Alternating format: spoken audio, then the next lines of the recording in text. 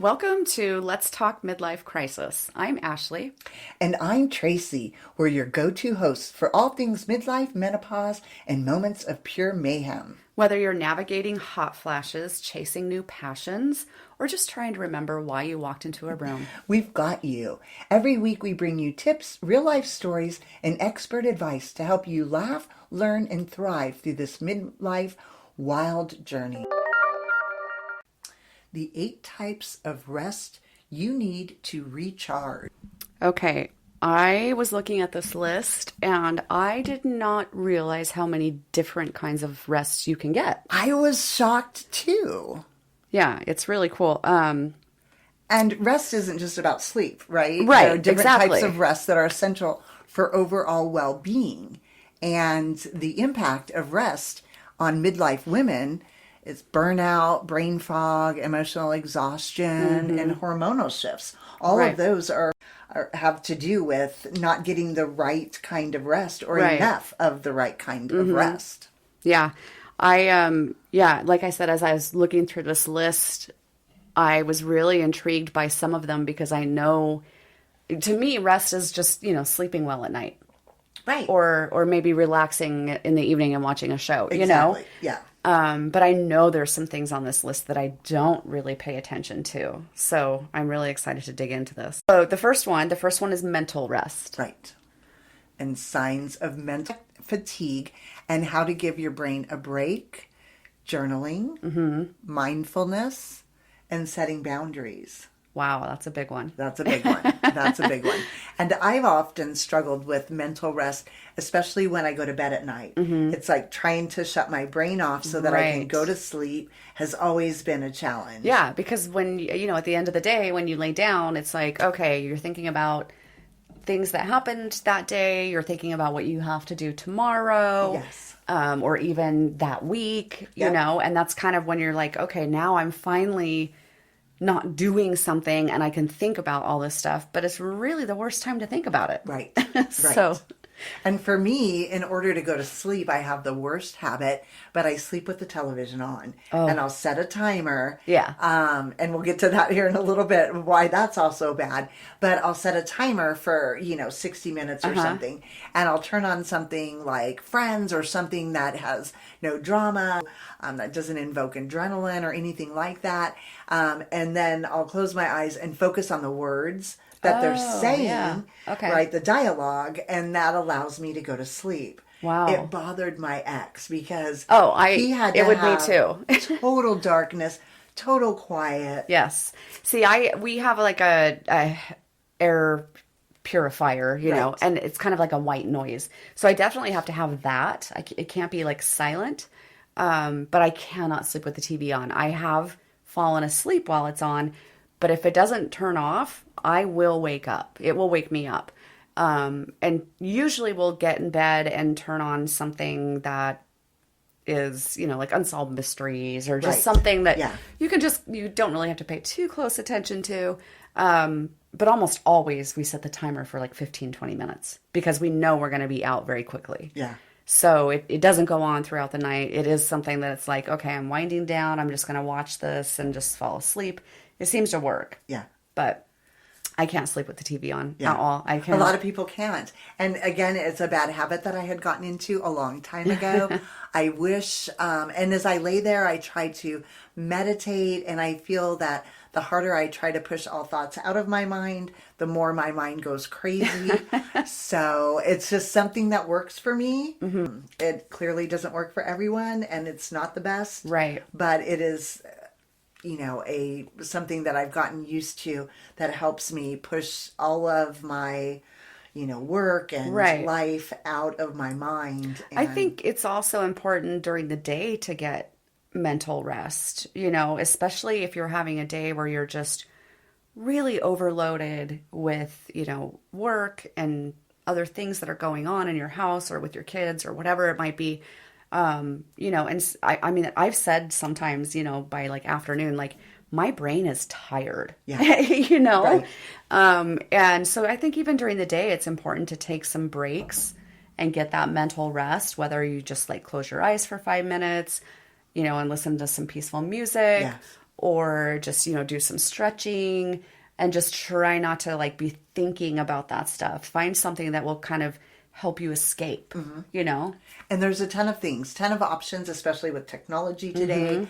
Things on YouTube that you can do. Right. There's all kinds of meditation videos and sounds and different things. I've listened to self-hypnosis at night as well. That was something else. But it's funny because I'll have the phone sitting next to my head, but the TV's still on. Oh my gosh. Yeah, I know. Oh, that's too funny. Okay, so the second one is emotional rest. Okay, how do we get emotional rest? Well, the weight of emotional labor and how to create safe spaces to express feelings. So therapy, venting to a friend, okay. setting emotional boundaries are ways we can help with emotional rest. Right. I'm not sure setting emotional boundaries, if that's realistic for me. Emotions for me seem to run rampant, and boundaries, I just don't feel like I could create a line in the sand for my emotions. I can see that. I know when I'm going to being too emotional. Right. Maybe that's what it's about, and just trying to reel yourself back in. But right. I don't know. Maybe trying to control them a little more. I definitely, like, I'm not really a huge advocate of like controlling your emotions, because I think when you're feeling something, you should express it, But on the other hand, there is a place and time, you don't want to be in public and, unleash on your partner because you're upset about something. Right. Obviously. So at that, to that extent, yes, you would need to control them. I've said many times I'm in therapy.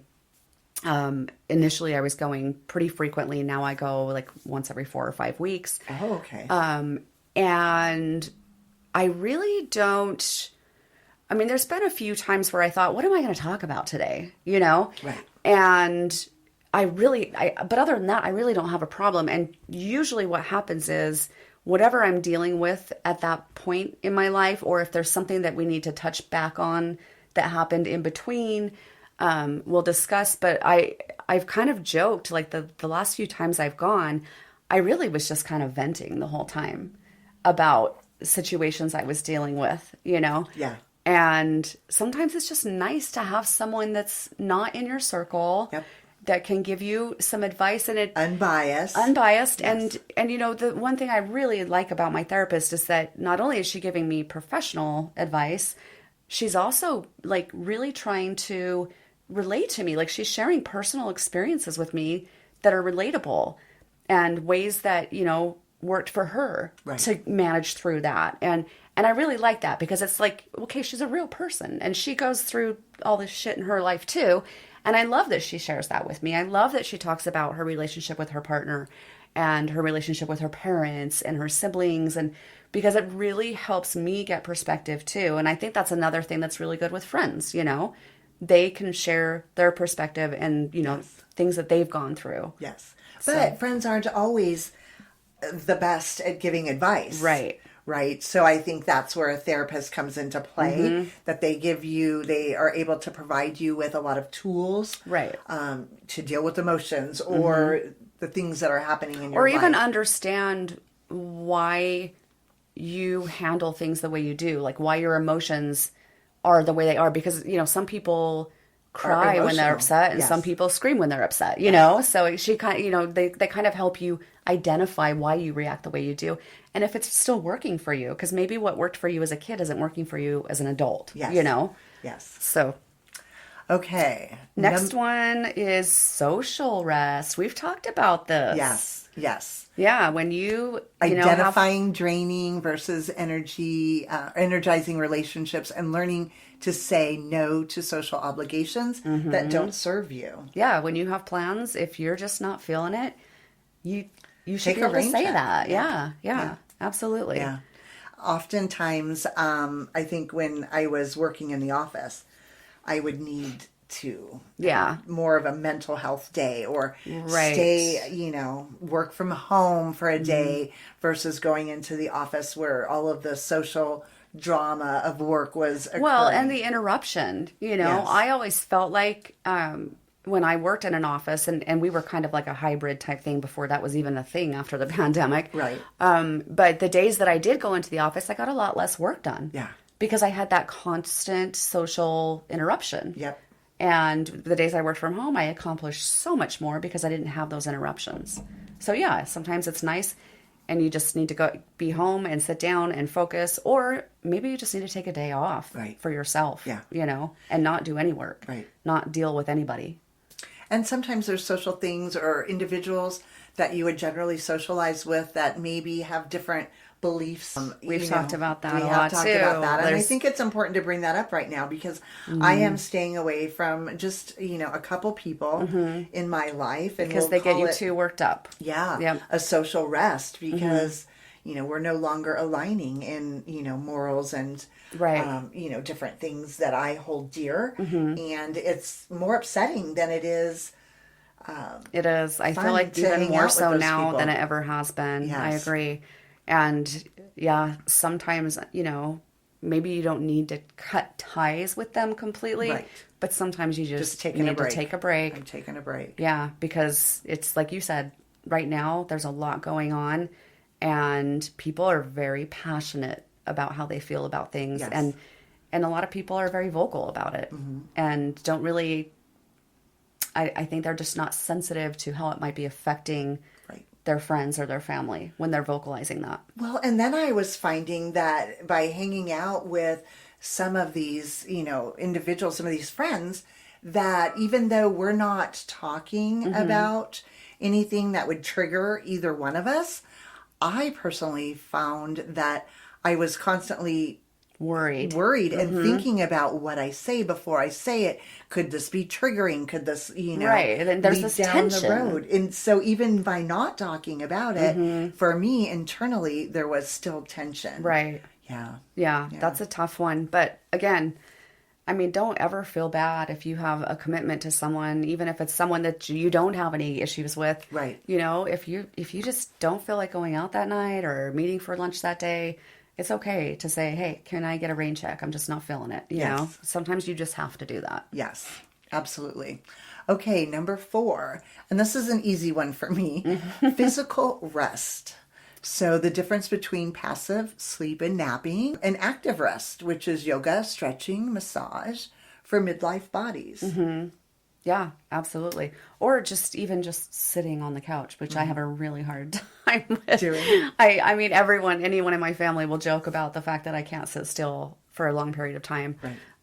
I think I've gotten better as I've gotten older because my body can't do what it always did. And by the end of the day, if I've been doing a lot of like physical labor or, a lot of running around, or I feel it and I just have to sit down.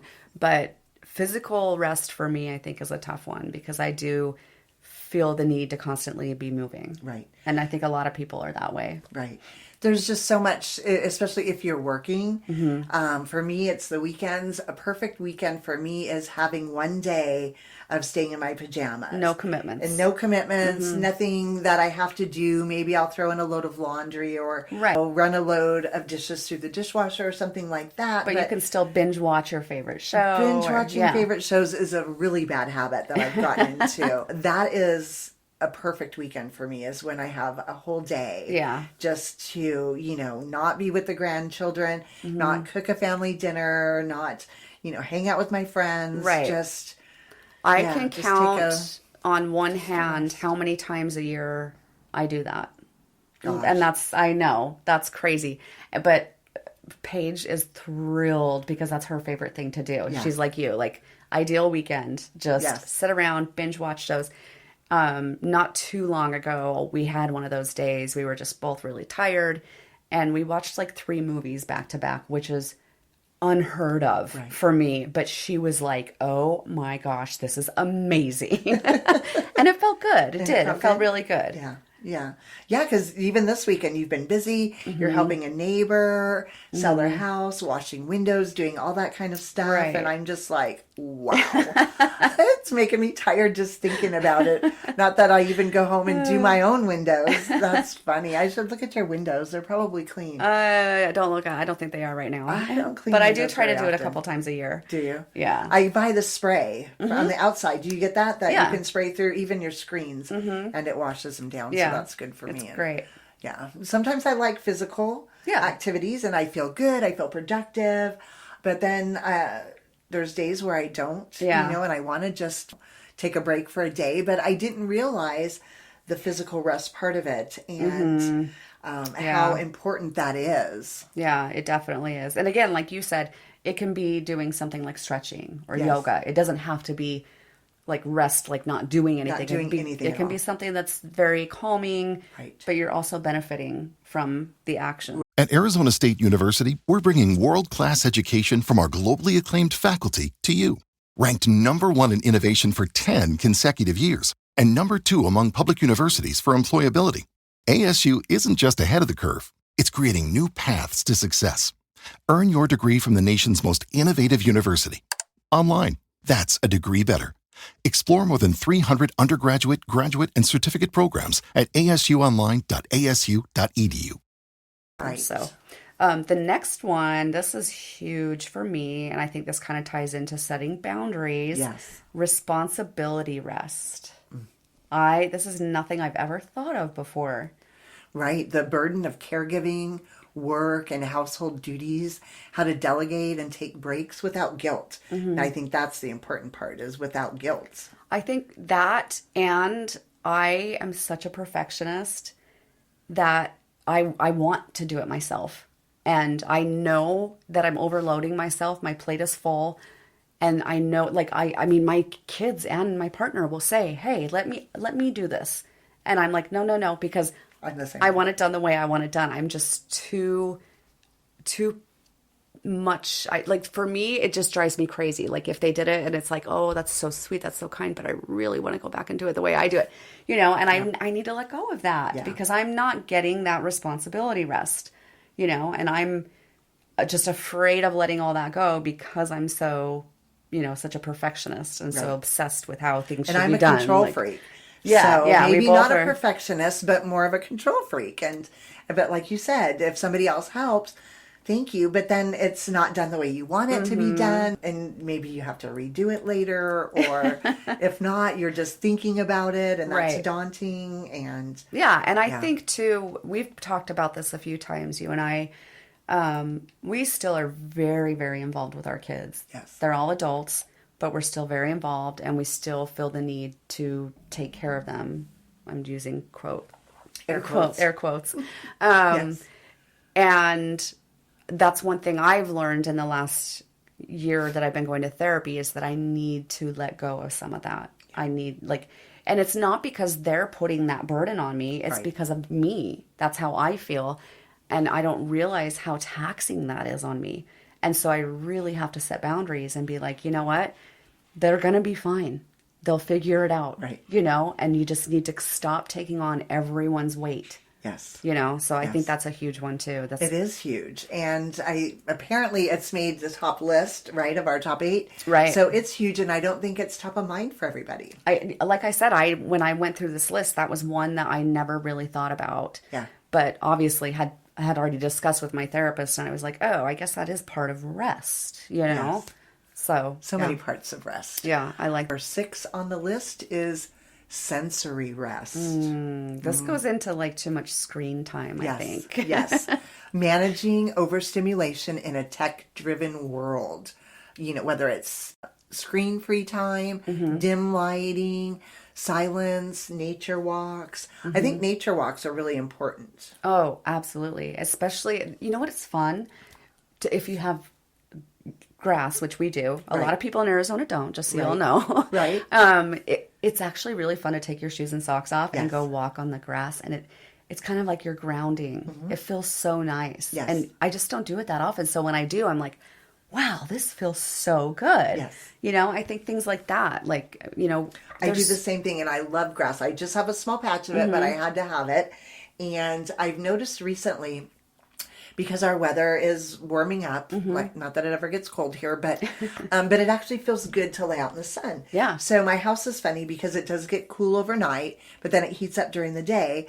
So we're not using heat or air, but the house gets chilly in the morning, and I keep it closed up Right. so that it stays cool when it gets hotter in the afternoon.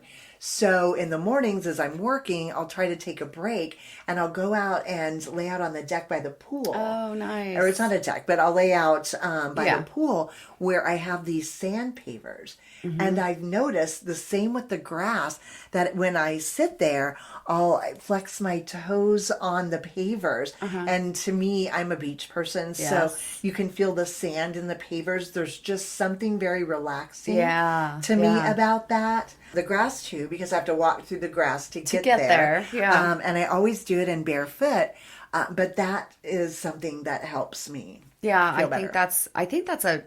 that gives you multiple rests, Right. whether it's mental, physical, but yeah, I think just taking time to sit in nature wherever you are. I mean, even if you're in the city, there's somewhere you can find Right, a that park gives you or some kind of rest Trail. and peace. We have a lot of mountain trails and things. I enjoy riding my bike, and now that the weather's nice, even though it's not in nature, so to speak, just getting Being outside. Right. Right, and noticing the neighbors. I'm noticing a lot of my neighbors. I'm feeling the need to update my house a lot because I'm yeah. seeing all the neighbors and how nice The work everybody's they're yards doing, look yeah. and all the work that they're doing. But I also live near mountains and stuff, so but there's a lot of trees and vegetation Right. and things. But and I'm also getting exercise, which And makes me it's feel getting good. you off your phone and away from your computer and the Exactly. TV and those Yes. things that are really distracting. I always joke with Paige that her world is so loud because she's always listening to music or watching a show or playing a video game. Like wherever she goes, her phone is making some kind of noise. And I just think, My do you son ever want has to two just phones. I'll drive in my car sometimes with no music, Yes, nothing, me too. and just enjoy the peace. The quiet. Yes, yeah. the quiet. My son comes over and I can't stand it. He has two phones and they have different chimes for different things and they're constantly going off, and he has that ring, that doorbell ring thing where it chimes all the time, and I'm just like, how does that not drive you crazy? Insane, yes. How does that not drive you crazy? Yeah, a So- lot of my notifications are turned off. I have my ring, when people call, and I have a little sound when I get a text. Right. But I don't have a sound for email. I don't have a sound for social media, which I don't really get on anyway. Because then it's just crazy. Yeah. Then it's insane. Your phone's constantly going off. Right. And I often will turn off my phone because I'm at work, I'm in a meeting or something, but then I'll forget to turn it back on. Right. I do that too. So it's off and I don't even notice it. I enjoy that. And I'm not one that carries my phone around with me all the Right. time. I'll set it on the counter. Yeah. And, but yeah, screen time I think is really important. Huge. Right now, work on computers all day. And as our most recent guest was just talking about, the blue light, all of Right. that damage, which I didn't really think about. Damage your eyes, but I didn't realize it could actually damage your skin too. Right, Yeah. right. But I think there's something with, restful and it Taking messes a with break your mind. from that. Absolutely. Yeah. The next one is overthinking rest. I don't think I'm too terrible in this area. I have a couple of my kids are, and it's like, okay, just stop. you know? Yeah.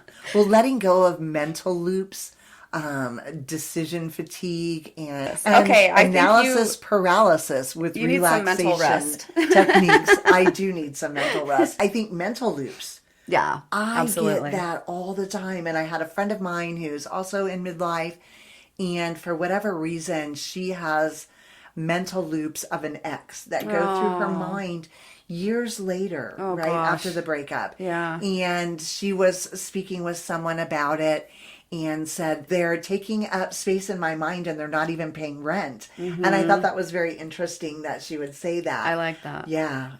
But the mental loops, it's like she can't make it stop. And I get that. Not over my ex, thank goodness. But just of things that are happening. Yeah, like Whatever- stressors in your life or, yeah. Something that happened at work and I just can't get that mental loop from stop going, or if I'm worried about a child or a grandchild, and those mental loops are what I struggle with the most. So Yeah. I can definitely see how I can relate to that. getting that under control Yeah. would be I think restful. sometimes it's, one thing I tell my kids when they do it, is this something that you have control of? And if it's not, is it something that you're going to be, that's going to be affecting you, or you're going to be worrying about in 2 weeks or 6 months? Right. If the answer is no to all of those, then it's not that big a deal. Right. Stop overthinking it. I know. Sometimes it's easier said than done. I know, but I just think is. sometimes you have to pause and ask yourself those questions so that you can kind of put yourself at ease a little bit and go, okay, you know what? I'm making this bigger than it is. Right. Yeah. And for me, confronting the situation is very, very healing for me. Yeah. And it will eliminate that mental loop. Whether it's something that happened at work, then I'll just reach out to that individual or whatever and just, talk through it. And I'm always the one that takes the high road just because I don't want that dark cloud hanging over me, or that mental loop to continue. So it's like, I'm really sorry, if I overstepped, or, because I messed up or whatever it is.